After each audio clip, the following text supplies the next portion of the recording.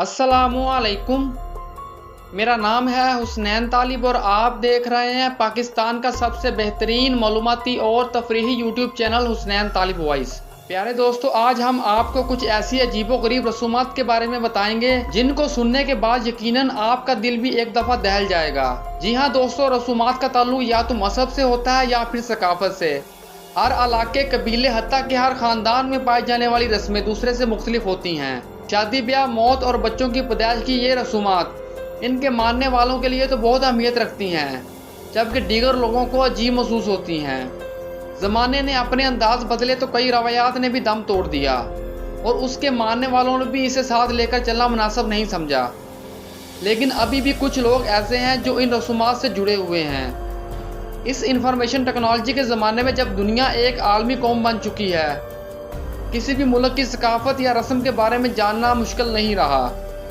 आज हम आपको कुछ ऐसी रसूमात के बारे में बताएंगे जिनको सुनने के बाद आपको अजीब महसूस होगा, लेकिन इनको मानने वाले आज भी मौजूद हैं। दोस्तों, वीडियो शुरू करने से पहले आप दोस्तों से गुजारिश है कि अगर अभी तक आपने हमारे यूट्यूब चैनल HTV को सब्सक्राइब नहीं किया तो लाल रंग के सब्सक्राइब बटन को दबाकर हमारे चैनल को लाजमी सब्सक्राइब कर लें और साथ लगे घंटी के बटन को दबाकर ऑल पर ज़रूर क्लिक कर लें ताकि आप हमारी हर वीडियो के जरिए नोटिफिकेशन देख सकें। नंबर 5, टेढ़े पाँव।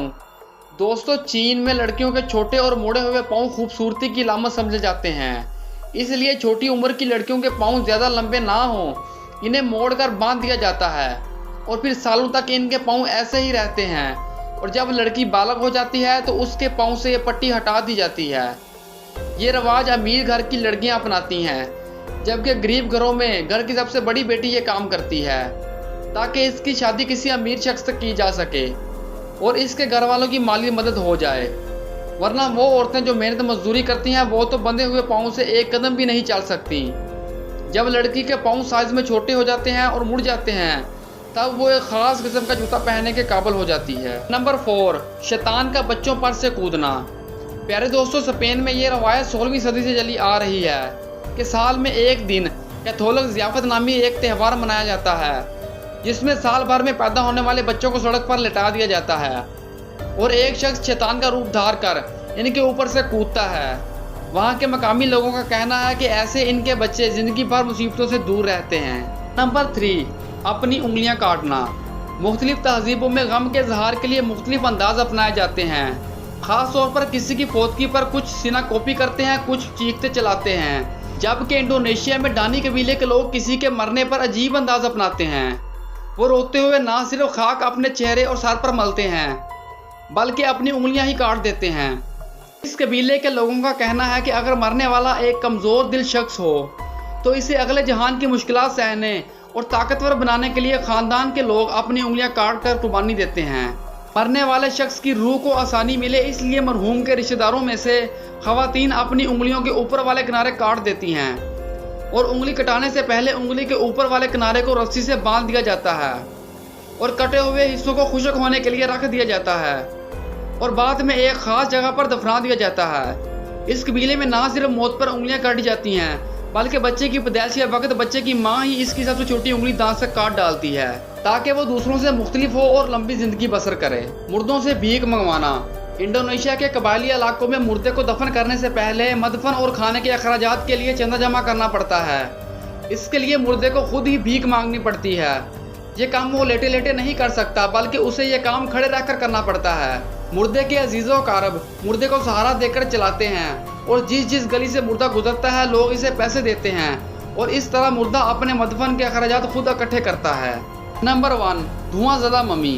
दोस्तों, मुख्तलिफ मज़ाहब में मरने के बाद इस दुनिया से अगले जहान पहुंचाने के लिए मुख्तलिफ तरीके अपनाए जाते हैं। इस्लाम और ईसाईयत में मुर्दों को दफन किया जाता है, जबकि हिंदू अपने मुर्दे को जलाकर इसकी खाक गंगा जमुना में बहा देते हैं। मिस्र में लाशों को मसाले लगाकर महफूज कर लिया जाता है, लेकिन पाकवा जनवा के आंगा कबीले के लोग पहाड़ों की चोटियों पर लाशों को एक अलग अंदाज में महफूज रखते हैं। अगरचे ये तरीका भी मिस्र जैसा है लेकिन इसका अंदाज बहुत ही मुख्तलिफ है। ये लाश को महफूज करने के लिए धुएं का इस्तेमाल करते हैं। लाश को 30 दिन एक झोंपड़ी में आग लगाकर सेका जाता है, फिर इसे जलाने या दफनाने की बजाय गांव में मौजूद पहाड़ों की चोटियों पर रस्सियों से बांधकर लटका दिया जाता है ताकि गांव में दाखिल होते वक्त दूर से इन पर नजर पड़ती रहे। यहाँ लोग लाशों को लटाकर महफूज करने की बजाय बिठाकर महफूज करते हैं, जबकि पहाड़ों पर बांस की लकड़ियों से टोकरी बनाकर इसमें मम्मी को बिठाकर इसके हाथों और टखनों को रस्सियों से बांधकर महफूज किया जाता है। मुर्दे के मुंह, कान और नाक को सीन दिया जाता है ताकि बाहर से कोई भी चीज़ जिस्म के अंदर दाखिल ना हो सके। जब एक दफ़ा लाश को धुएं से सेंक लिया जाता है तो इस पर मिट्टी का लेप कर दिया जाता है, जिससे मम्मी गलने सड़ने से महफूज रहती है। आंगा कबीले के लोग मुख्तलिफ त्योहारों के दौरान अपने मुर्दों को पहाड़ों की चोटियों से उतार कर नीचे ले आते हैं और त्यौहार के ख़त्म होने पर इन्हें वापस छोड़ आते हैं। आंगा कबीले के लोगों का कहना है कि इनके मम्मी बनाए गए मुर्दों में से ज़्यादातर जंगजू थे और इनका यकीन है कि ये जंगजू मरने के बाद भी इनकी हिफाजत कर रहे हैं, इसलिए जंगजुओं की लाशों के लिए ख़ास जगह का इंतखाब किया जाता है।